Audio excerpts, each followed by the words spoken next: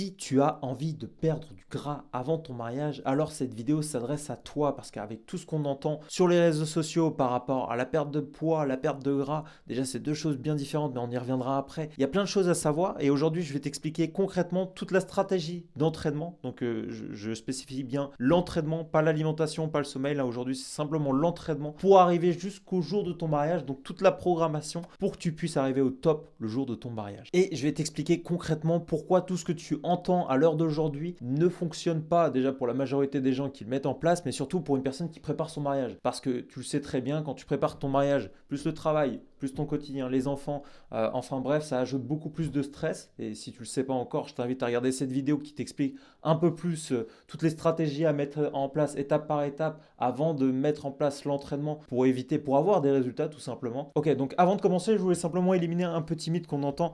Tu peux pas cibler ta perte de gras. En fait, la masse grasse vient s'accumuler un peu partout sur le corps parce que tu es en surplus calorique, donc tu viens consommer plus de calories que tu en dépenses et donc tu accumules de la masse grasse. Et ça, tu peux pas cibler une zone. C'est-à-dire que faire des abdominaux pour essayer d'enlever la couche de gras que tu as sur la zone abdominale, ça ne va pas marcher. Ça, c'est une première chose. La seule chose que tu peux faire, c'est faire un déficit calorique. Et dans ce cas-là, soit tu augmentes ta dépense donc en faisant plus d'activité physique et donc tu vas augmenter ta dépense d'énergie par jour, soit tu fais un léger déficit calorique, ce que je te recommande, et ça va jouer sur l'alimentation. Nous, aujourd'hui, la stratégie qu'on veut mettre en place, c'est de pouvoir perdre du gras sans faire plus d'activité physique, c'est-à-dire faire un minimum d'activité physique, optimiser ce temps pour pouvoir en fait dépenser plus d'énergie et éliminer plus de gras. Donc comment on va faire? En pratiquant du renforcement musculaire. Pourquoi? Parce que la masse musculaire permet de dépenser plus d'énergie à un état de repos. Donc j'ai donné toute une programmation qui va permettre de raffermir les zones, donc les épaules, le haut du corps comme le bas du corps, peu importe. Et cette masse musculaire-là, avec le temps qui va se développer, va te permettre de dépenser plus de calories, d'énergie au fil du temps. C'est pour ça d'ailleurs que les bodybuilders ont beaucoup plus de facilité à éliminer la masse grasse qu'une personne lambda. C'est un exemple un peu extrême, mais c'est simplement pour que tu puisses comprendre la stratégie qu'on va mettre en place. Pourquoi choisir cette stratégie-là? Ça nous amène à notre deuxième point. Quand tu perds du poids, tu perds de la flotte, tu perds du gras, mais surtout de la masse maigre et de la masse musculaire. En faisant ces types d'exercices de renforcement musculaire, ça va te permettre de maintenir au maximum cette masse musculaire et de maintenir cette posture, maintenir certaines zones qui vont être plutôt élégantes avec la rod, donc c'est que bénéfique. Et puis troisième chose, tu pourrais très bien me dire, bah écoute Enzo, c'est très bien, mais pourquoi faire du sport si on peut faire simplement un déficit calorique? Parce que si tu commences à faire un déficit calorique et tu fais pas de sport, ça a un impact direct sur ton métabolisme qui va commencer à ralentir, qui va se protéger face à ce danger-là. Donc c'est pour ça que c'est intéressant de faire du sport, de pratiquer une activité physique à côté. Donc pour résumer, avant de commencer, pourquoi faire du renforcement musculaire? Parce que ça stimule ton métabolisme, ça protège ta masse musculaire et ça te permet de dépenser beaucoup plus d'énergie. Donc allons-y, let's go. Je vais t'expliquer toute la planification pour arriver au top le jour de ton mariage. Ok, donc on est parti avec la méthode de la programmation conjuguée qui a pour but de favoriser la croissance musculaire dans le milieu de l'entraînement. On va essayer de l'adapter par rapport aux personnes qui vont se marier, bien sûr. Dans l'idée, elle se divise en 4 parties. On appelle ça des macrocycles. C'est simplement des cycles où on va varier l'intensité sur les muscles pour pouvoir les développer plus rapidement. Mais avant de parler de ces 4 cycles, j'aimerais ajouter simplement une chose qui est de simplement bien savoir maîtriser l'exécution des exercices parce que l'idée c'est de pouvoir augmenter la difficulté, augmenter l'intensité par la suite sur ton programme d'entraînement pour pouvoir avoir le maximum de résultats. Le souci c'est que si tu ne maîtrises pas correctement tes exercices, de 1 tu risques de te blesser et de 2 tu risques de ne pas progresser aussi vite que tu veux. Donc c'est super important que tu puisses maîtriser chaque exécution sur chaque exercice avant de te lancer dans un programme d'entraînement. Ok? Donc une fois que votre plan d'entraînement est prêt et que vous maîtrisez la plupart des exercices, le but c'est d'implémenter cette programmation qui est sur 4 cycles, mécanique, métabolique, overreaching, deload. Mécanique et métabolique c'est sur 4 semaines et overreaching 3. Et le deload de manière générale c'est une semaine mais on pourrait très facilement monter à 2 semaines étant donné qu'il y a le mariage, il y a le stress qui augmente. Et puis surtout, c'est une phase où vous n'avez pas forcément le temps. On peut très facilement passer à 2 semaines, mais on y reviendra juste après.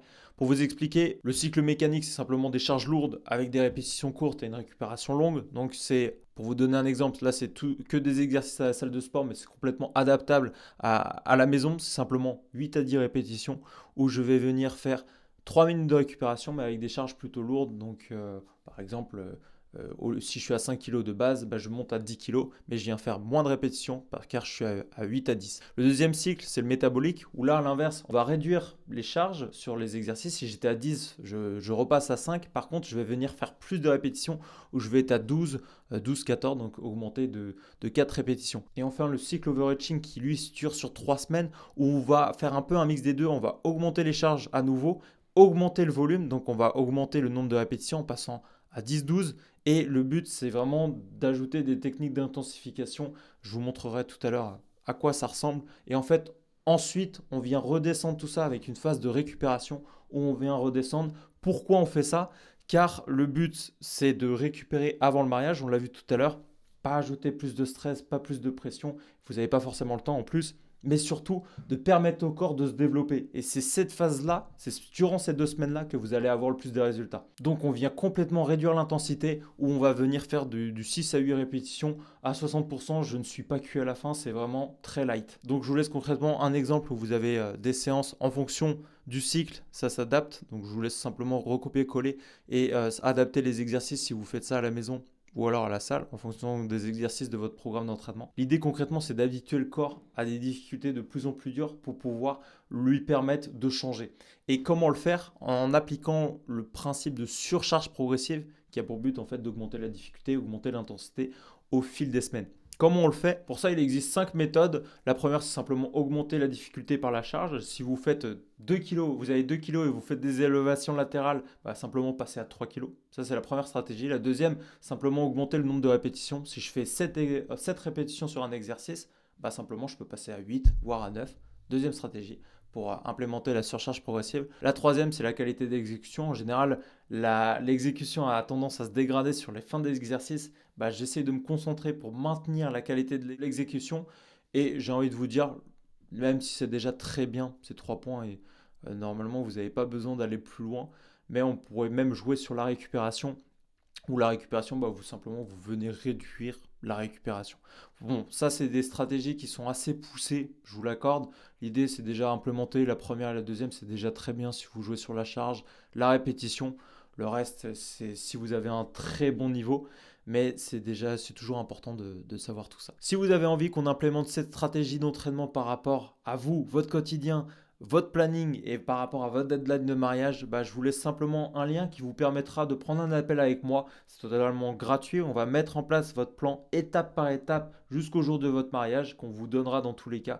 Et si vous avez envie d'aller plus loin, bah, dans ce cas-là, on vous expliquera comment aller plus loin pour vous permettre d'être en forme le jour de votre mariage. C'était Enzo. J'espère que ça vous a aidé et je vous dis à la semaine prochaine. Ciao.